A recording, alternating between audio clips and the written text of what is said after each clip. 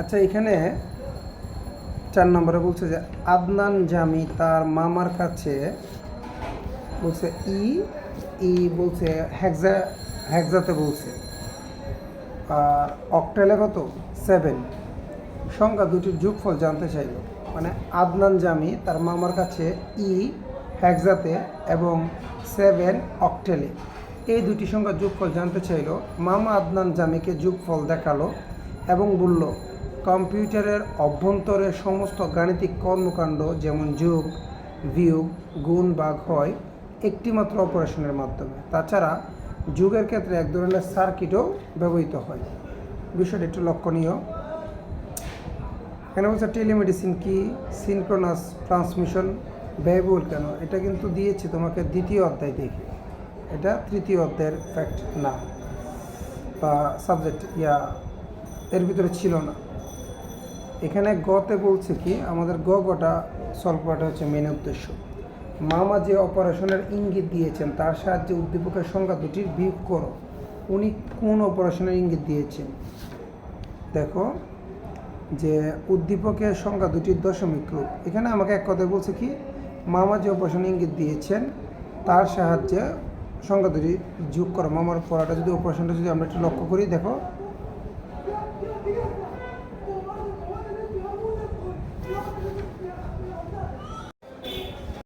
তো এখানে বলতেছে আমার মামার অপারেশনটার কথা ছিল মূলত যে উনি বলছে যোগ বিয়োগ কম্পিউটার অভ্যন্তরে গাণিতিক কর্মকাণ্ড যেমন যোগ বিয়োগ গুণ ভাগ একটা অপারেশনের মাধ্যমে হয়।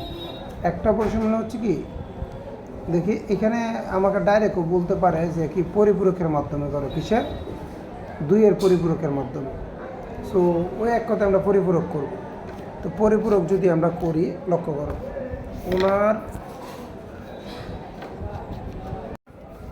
2-এর পরিপূরকটা কেমন করবো স্যার? দুইটা সংখ্যা ছিল, একটা ছিল কত ই ছিল কিসে হেক্সাতে। আমরা যখন পরিপূরক করব মনে রাখবো এর আগেরটা তো সরাসরি দশমিকে ছিল, আর যখন তুমি হেক্সাতে দেখবে আগে এটাকে দশমিকে ট্রান্সফার করে নিবে। এরপরে যখন আবার অক্টেলে ছিল এটাকে দশমিকে, মানে যে ফরম্যাটে থাকুক না কেন আমরাকে দশমিক করে নেব। দশমিক করে নেওয়ার পরে আমাকে কি করতে বলছে? যোগ করতে বলছে নাকি বিয়োগ করতে বলছে? স্যার উপরে আমরা একটু দেখি যোগ না বিয়োগ করতে বলছে। তাহলে আমরা এইখানেই আগে বিয়োগটা করে ফেলবো। কীরকম?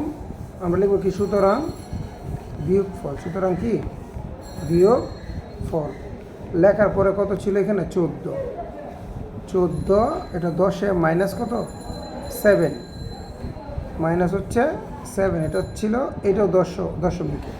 কারণ বিয়োগের ক্ষেত্রে আমরা জানি যে যোগ হইলেও যোগ, বিয়োগ হইলেও বিয়োগ। তখন আমরা লিখব যে 14, 10, এখানে দেবো একটা প্লাস, আর এই বিয়োগটাকে কী করবো ভিতরে নিয়ে যাবো যে -7 এই 10।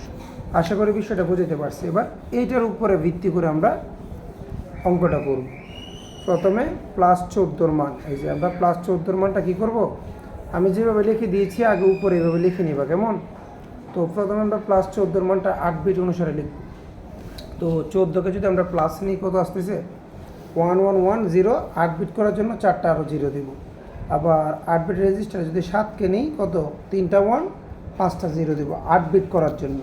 মানে 8 বিট করে, মানে 8টা গড় করে আমরা যোগটা করব। তো এই যে +7, আমার তো মানটা ওইখানে +7 আসে নাই, ব্র্যাকেটের ভিতরে কী ছিল -7 ছিল। তো কম্পিউটার কিন্তু -7-এর ভাষা বুঝে না, তাই -7-এর মান বের করতে গেলে কি বলছিলাম আমি আগে +7-এর মানটা লিখতে হবে। তো এখানে যেটা লিখলাম এটা হচ্ছে +7-এর মান। তো +7-এর মানটাকে পরে আমাকে উল্টাই দিতে হবে।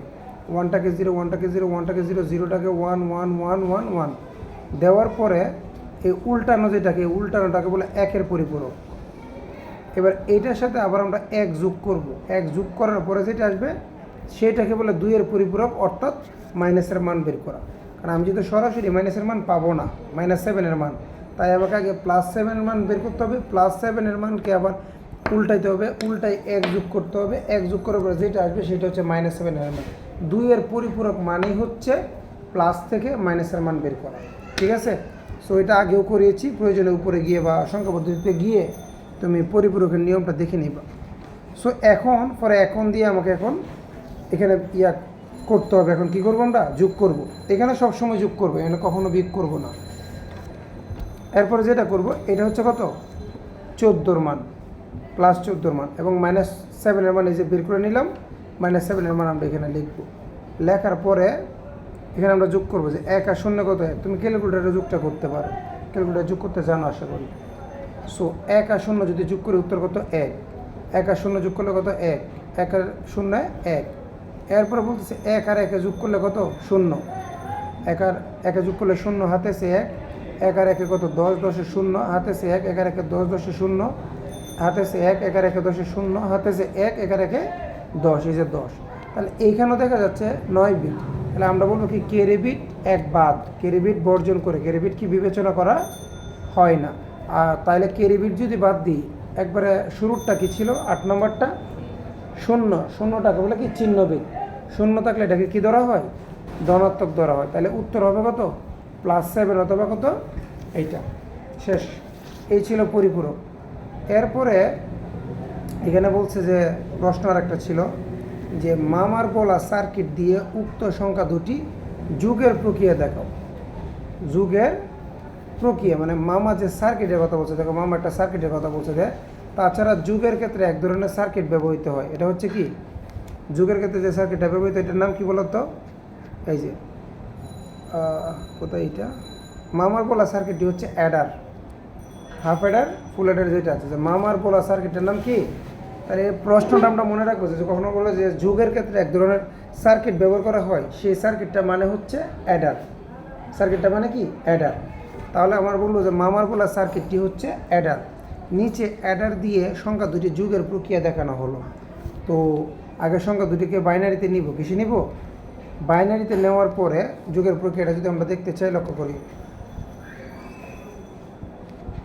ও আচ্ছা, যুগের প্রক্রিয়াটা না,